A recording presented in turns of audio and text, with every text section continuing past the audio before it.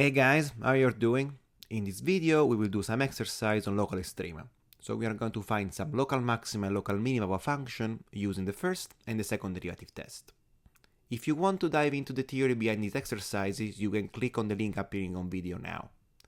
But now we have to start with the exercise, so grab your pen and paper and I'll see you in a minute. First, let's review the general strategy to find local extrema using the first derivative test. First of all, we have to compute the derivative of the function f prime of x. Find the critical point of this function, which are the point where the first derivative is equal to 0, compute the sign chart of f prime, and conclude if each of these critical points is a local maxima or local minima or a saddle point, which are points where the first derivative doesn't change sign. And now, let's jump to the exercises. As a first exercise for today's video, I want to compute the local extrema for the function f of x equal to x to the power 3 minus 3x. As we've seen before, the first thing we do is to compute the critical point of the function f of x. And in this case, what we have to do is to compute the derivative. F prime of x is going to be equal to 3x squared minus 3 and put it to be equal to 0. This is a second order equation, and in particular what we can do, we can put the 3 on the other side. We get 3x squared equal to 3, divide by 3 on both sides, and we get x squared equal to 1, which means that x has to be equal to plus or minus 1. The second step in order to compute the maxima and minima is to compute the sign chart of my function f prime.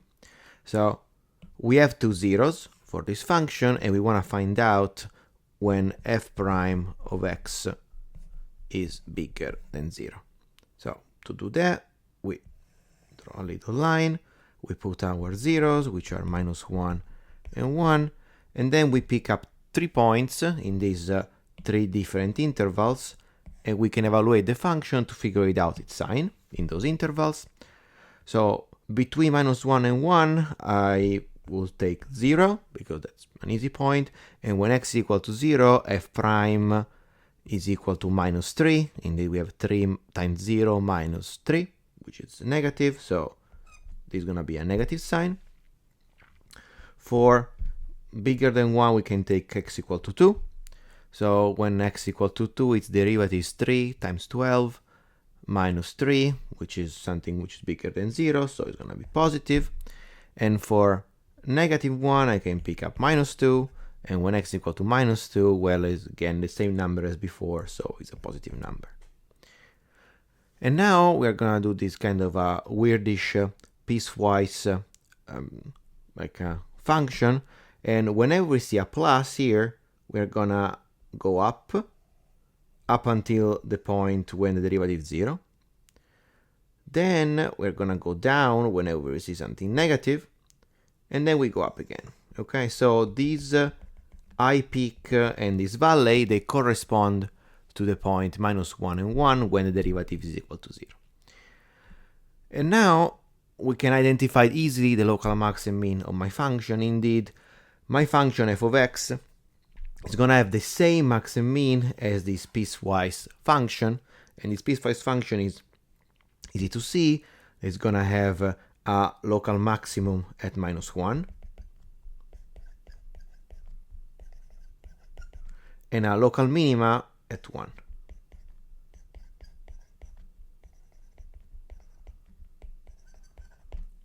So we successfully identified the local max and local min for my function f of x. Let's review the second derivative test. This test tells us that given a function f of x, if the second derivative of this function exists near critical point x0, which is a point where the first derivative is equal to 0, if the second derivative is positive at that point, then f of x has a local minimum at that point. If the second derivative at that point is negative, then f of x has a local maximum at that point. And if the second derivative is equal to 0, the test is inconclusive. And now, let's jump to the exercise. As a second exercise for today's video, I want to compute the local extrema of the function f of x equal to x to the power 4 minus 2x squared using the second derivative test. As before, we have to compute the critical points of this function, so we impose that f prime of x has to be equal to 0. And in this case, f prime is equal to 4x to the power 3 minus 4x, and we want to be equal to 0. To solve the equation, we notice that we can factor 4x between both terms, so get 4x x squared minus 1 equal to 0. And now to solve this equation, we can impose that 4x to be equal to 0 and then x squared minus 1 equal to 0. So either of the two has to be true. The first one is telling us that x has to be equal to 0. Instead, the second one is telling us that x has to be equal to plus or minus 1. So we have three critical points.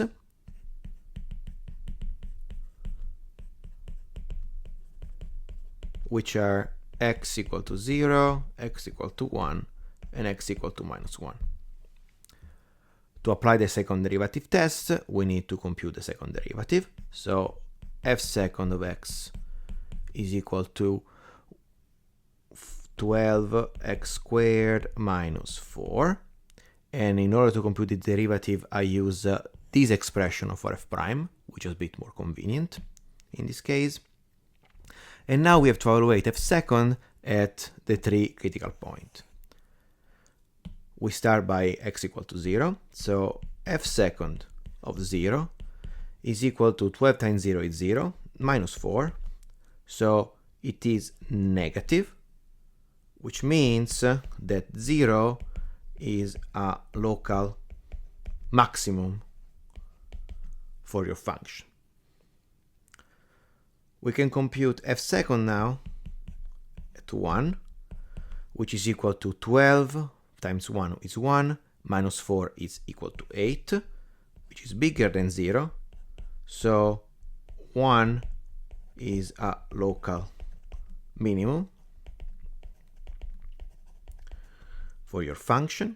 And finally, we can evaluate f second of minus 1, which is equal to 8 again, is bigger than 0, which means that minus 1 is a local minimum.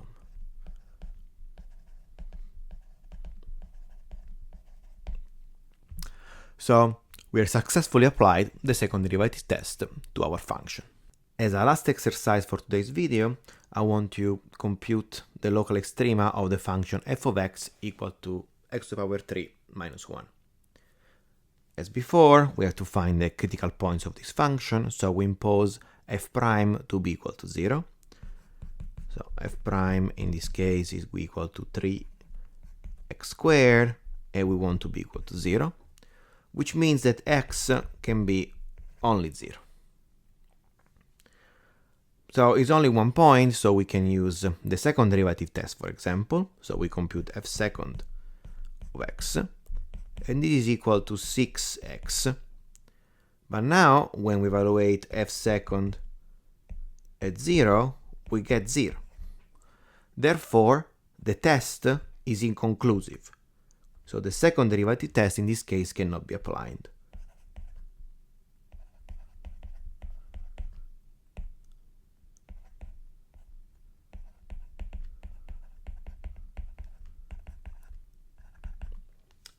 But we can always use the first derivative test. So what do?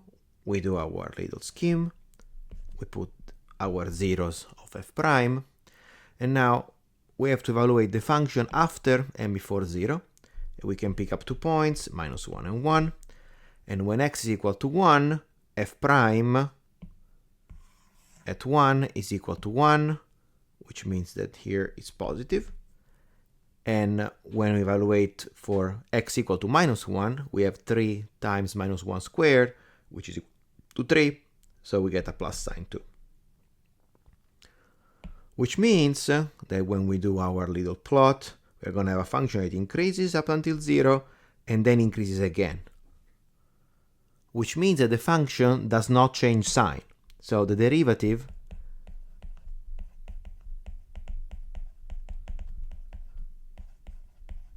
does not change sign.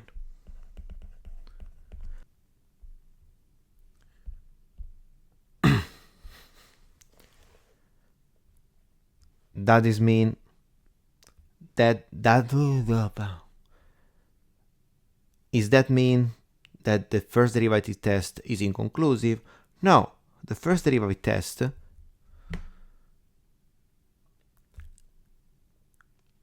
does that mean that the first derivative test is inconclusive?